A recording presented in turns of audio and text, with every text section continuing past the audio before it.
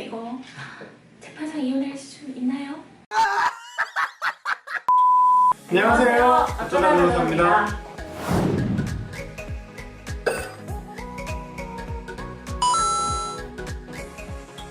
우선 지금 문제가 되는 형사상 범죄가 업무 방해죄죠.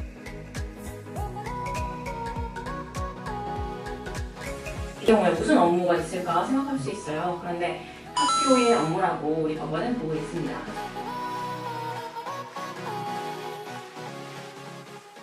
그러면 이렇게 시험 막 하잖아! 막 이렇게 막는 거 말고 그냥 내가 이렇게 시험지 빼돌려서 혼자 1등하는 거, 이것도 업무 방해가 맞을까요? 싫은가요? 고민이 있을 수 있는데 우리 대법원에서는 업무의 적정성이나 공정성이 방해된 경우에도 업무가 방해됐다고 보고 있습니다. 적정성이라고 하면은 공부 열심히 한 학생이 높은 평가를 받는 그런 걸 의미하겠죠. 이 경우에 이제 업무 방해죄가 확실한 사람은 우리 김주영 선생님이랑 유출한 우리 우 선생 확실하죠?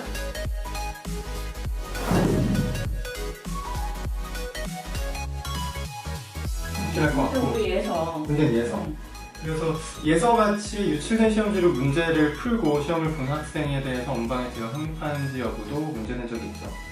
대법원 같은 경우에는 유출된 시험지가 유출되었는지 여부를 알았는지 여부, 몰랐는데 그 시험지 그냥 공부해서 시험을 봤는데 문제가 똑같이 나와서 그냥 나는 뭐 답을 다 썼다 라고 한 경우에는 무죄로 판단을 하셨는데 그 네. 이유가 어떤 학생이라도 그냥 자기가 공부한 시험지에서 문제가 똑같이 나오면 그대로 쓰지 그렇게 안 쓸 가능성을 기대하기가 어렵다 라는 이유로 무죄를 판단한 어떻게 사례가 너가 있습니다. 그 시험장에서 그거 답을 어떻게 안 쓰고 그렇죠. 던지겠니 이런 거죠. 그렇죠.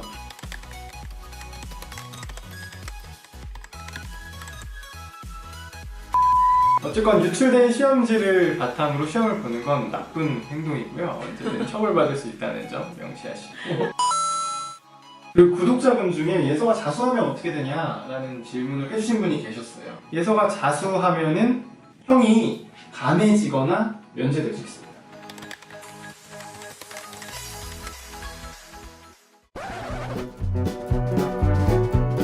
반드시 수사기관에서 자수서, 내가 자수를 했다, 내가 범행을 인정한다 라는 내용을 서면을 수사기관에 반드시 남겨두셔야 됩니다. 왜냐면 자수를 했는지 여부가 나중에 추후에 다퉈지게 되면은 그거를 이제 입증할 수 있는 방법이 없을 수도 있기 때문에 본인이 자수를 하고 싶으시다 라고 생각하시는 분들이 있으면 반드시 자수서를 꼭 남겨두시는.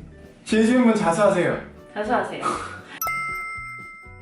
전화를 먼저 해서 저 자수할 테니까 이렇게 하는 경우 있잖아요. 그건 녹음을 해야죠. 그러면 녹음 버튼을 꼭 누르시고 자수서를 꼭 남겨주셔야 돼요. 그리고 범행을 전체를 일체를 자백을 해야 돼요.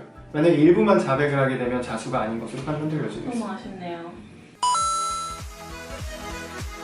쌍둥이 엄마가 계속 협의혼 신청서를 그쵸. 보내고 있다면서요? 매일 한 구씩 협의 이혼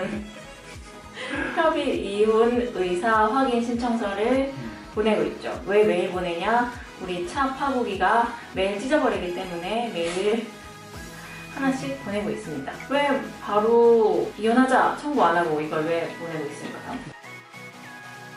우리나라의 경우에는 협의이혼이랑 재판상 이혼 청구가 나눠져 있어요.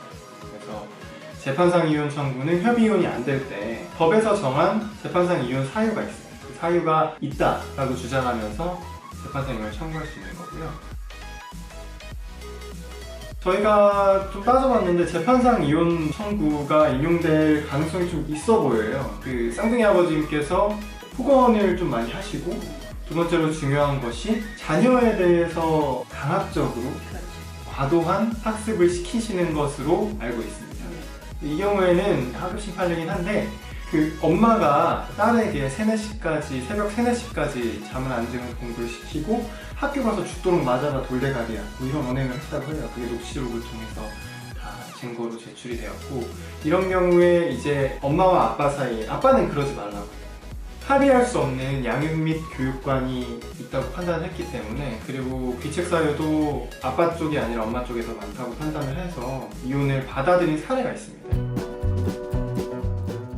제 입장에서는 좀 안타깝게도 폭언의 수위가 좀 어떤 상스러운 말은 또 안 한단 말이죠. 너무 심한 말. 돌대가리라든가 그런 건 안 해서 법원에서 고민이 많이 될 것 같아요. 그렇죠. 그리고 이 법원 판례 사안의 경우에는 사실 폭행도 있었기 때문에 폭행은 없으시잖아요, 파국이 딱 아버님. 한 번 있었죠. 한 번, 네. 딱 한 번. 딸에 대해서 이제 뺨을 한 대 때린 거.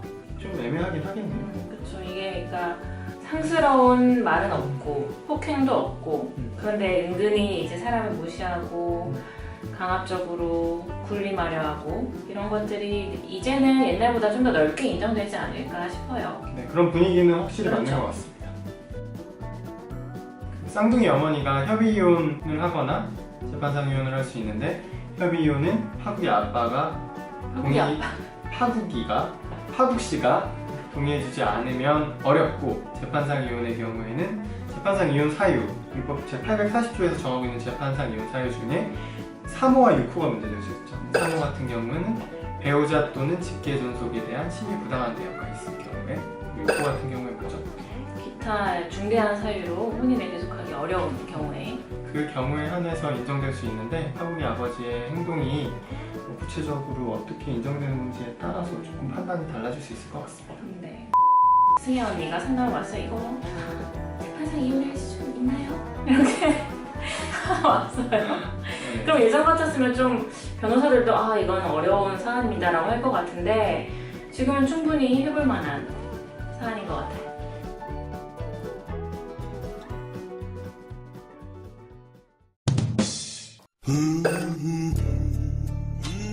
야를 머리 찢어버리자. 저는 제가 이런 얘기를 들으면 저 너무 무서워요. 저 이거 협박 같아요.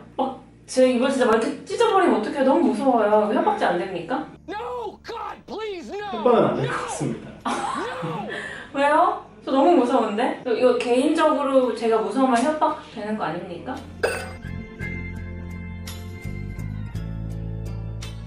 그 아갈머리 찢어버린다는 것은 그냥 단순히 감정적인 욕설에 불과하고 협박에서 얘기하는 해악의 고지라고 보긴 어렵다고 판단할 가능성이 높을 것 같습니다. 우리 89년도에 한 분이 입을 찢어버릴라 이렇게 하신 거예요. 네. 그분이 이제 기소가 되셨어요. 네. 그리고 기소되시고 지금 대법원까지 오셨어요. 이 입을 찢어버릴라 이거 한번 하시고 대법원 협박죄로 기소가 돼서 오셨는데 네. 이제 그분에 대해서 우리 법원이 그건 좀 감정적인 욕설이 불과하고 해악을 고지하는 것까지는 아니다. 그래서 협박에 대해서는 무죄라고 봤죠.